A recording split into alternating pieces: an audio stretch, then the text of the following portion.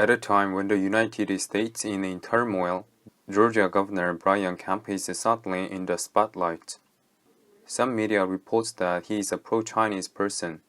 In the video of Brian Kemp's homepage, specially opened by the Georgia Bureau of Economic Development, the first thing you see is the video of him standing in front of a Chinese flag asking for investment from China.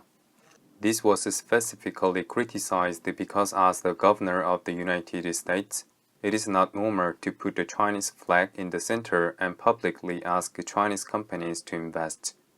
The main contents of the video involves around China being Georgia's leading importer and third largest exporter.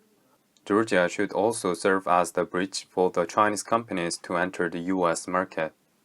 Brian Kemp, who emphasized the friendly cooperation with China, has, as you know, imported Chinese products as well as medical products and C-19 diagnostic kits from China. Attorney Lee would insist that he would focus on how much Kemp has paid China and whether or not it received any rebates. Nearly 50 Chinese companies have invested in Georgia according to the U.S. Embassy in China website.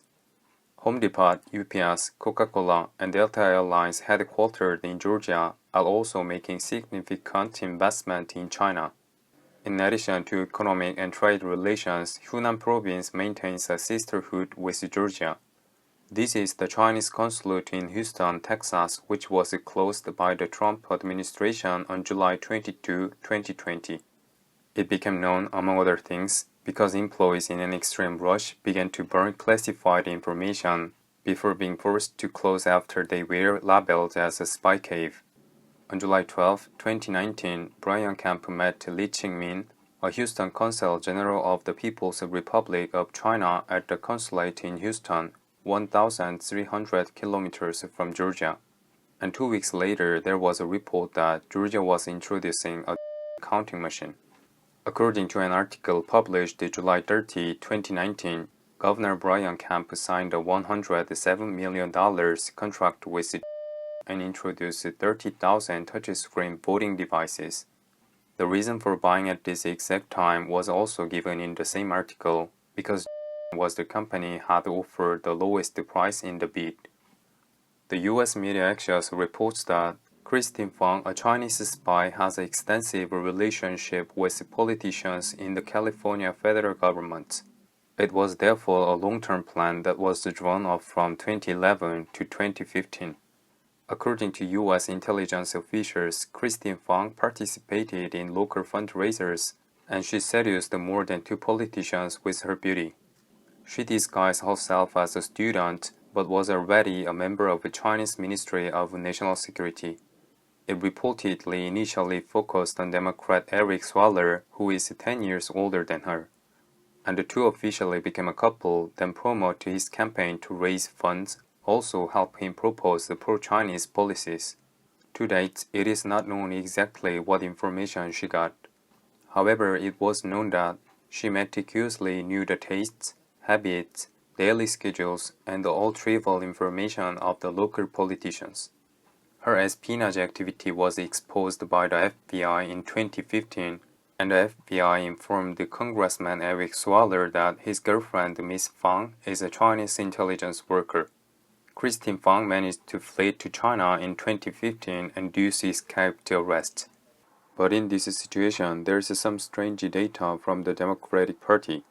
If you enter Christine Fang's name while searching opensecrets.org from the 2016 election cycle, that's based on Federal Election Commission data, you get this.